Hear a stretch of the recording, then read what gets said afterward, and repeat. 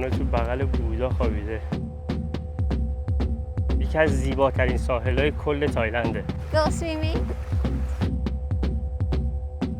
میمونا اینجا بهمون حمله کردن.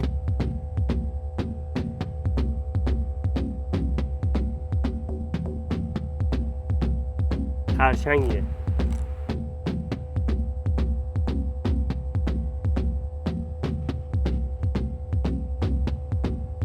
میمونا کلا حیوانات خیلی لجبازی هم. دوستان سلام. سلام. با یه ویدیو دیگه در خدمتتونیم. اومدیم هوآیین.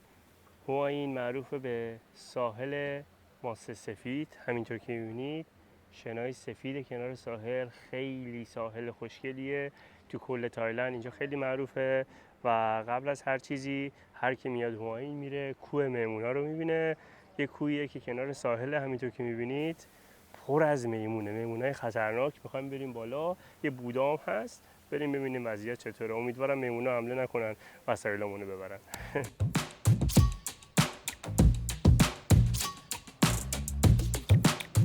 از این کوه که میخوایم بریم بالا، کنارش همینطوری رستوران‌های قشنگیه و میتونید بشینید اینجا با ساحل زیبا، یعنی ویو دریای قشنگ، غذاتون رو بخورید. کوه خیلی بزرگی نیست، یه حالت تپه ماننده که گفتم یه بودا روشه. این ورودیش هم این بودای بزرگه، این ورتون هم ساحله. حالا میریم بالاتر میبینیم چطوریه.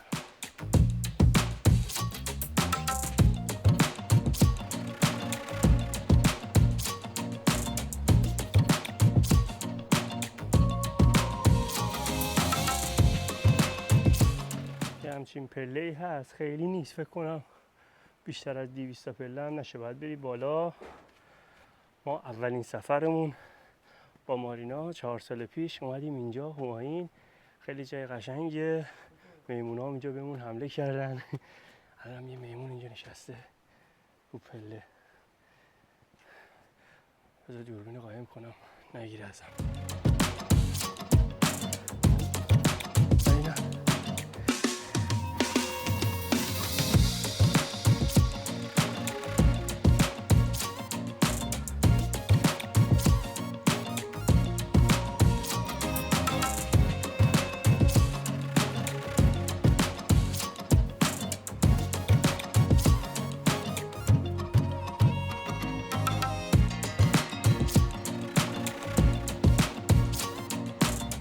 دور بودا رو قفس کشیدن که میمونا نرم وسیله ها رو بردارن اون بودا رو پرت کنن بشکنن، چون میمونا کلا حیوانات خیلی لجبازی هن. میدونن انسان ها مثلا از چه کاری خوششون نمیاد، عمدن میرن کار رو انجام میدن. این کوه لب ساحله و با خیابون خیلی فاصله نداره، شاید کمتر از 50 متره. این از خیابون اصلی بخوای بیای. ما که میومدیم میمونا اومده بودن کنار خیابون، یعنی میرن تو شهر دنبال غذا میگردن وقتی گشتشون میشه. یا مثلا اگه مثلا ما کیف و اینامونو گذاشتیم تو موتور، چون با وسیله همراه باشه میاد از دستت میکشه، 7-8 تا میشن، شاید هم بیشتر، دیگه نمیتونی مقاومت کنی، گازت میگیرن، ازت میگیرن وسایل تو، چون فکر میکنن توش غذا اینا گذاشتی. حالا ما دیگه نیاوردیم، فقط همین دوربینو گرفتم دستم، میکروفون هم زدم زیر لباسم حتی، چون از این یه مویی داره روش که نمیذاره باد مثلا پخشه. اینا اونو میبینم، قبلا امتحان کردم، تحریک میشن.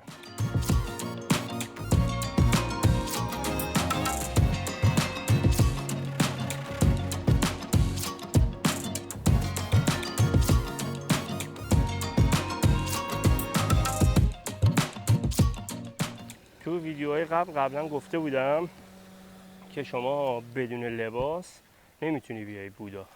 الان این دوتا خارجیه لباس تنشون نبود، بهشون گفت بدون لباس نمیتونی بری، برگردیم پایین.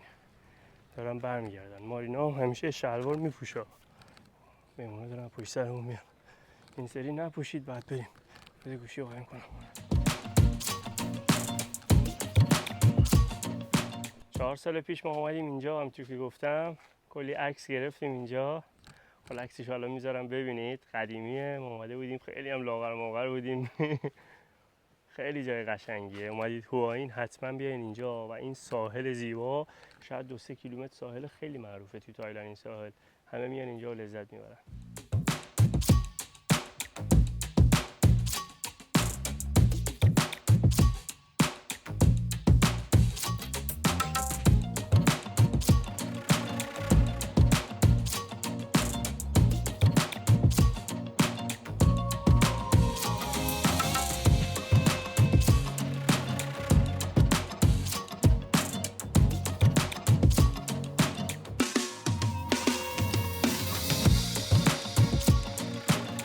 میمونه تو بغل بودا خوابیده. یکی هم زیر این یکی بوده. Pretty cool. You close here because of monkey, right? Oh, he take everything. اینجا رو همه رو جلوی رستوران ها رو توری کشیدن که میمونه وسیله بر ندارن. با این چیزا میزنن، اسمشو نمیدونم چیه. دیدم بخواه مانکی بهشون حمله میکنه، با اینا یه سنگ میذارن اینجوری، نه سنگ فکر نکنم، فکر کنم با همین کشه اینجوری میزنن دیگه، میشناسن اینا رو دیگه، در میرن. آپون که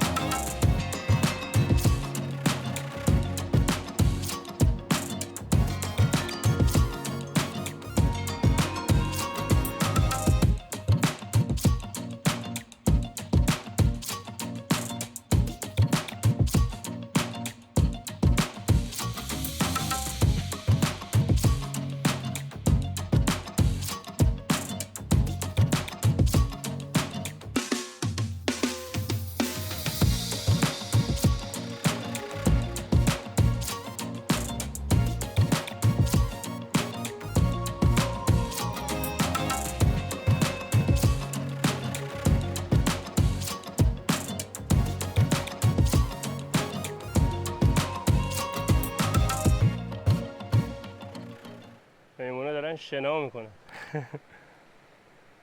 اینجا خونه شونه دیگه، تو کوهن، بعد برمیگردن پایین شنا میکنن، غذا میخورن، به آدما حمله میکنن، عشق میکنن.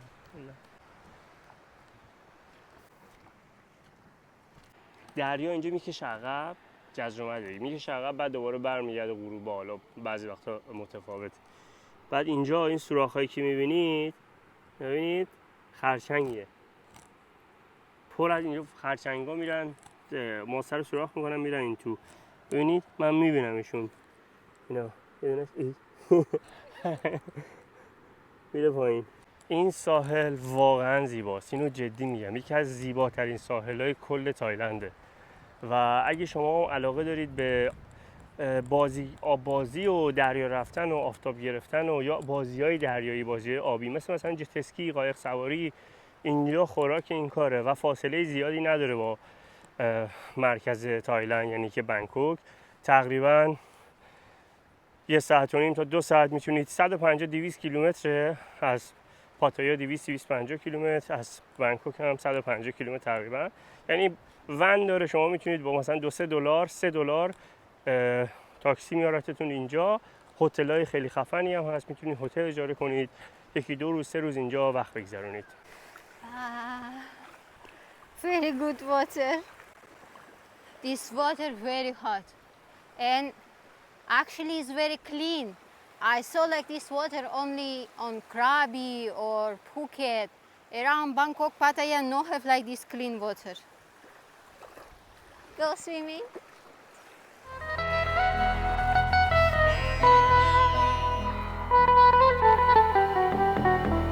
And here very clean. I cannot see any trash. I think this old hotel, they take care of this beach for here be clean.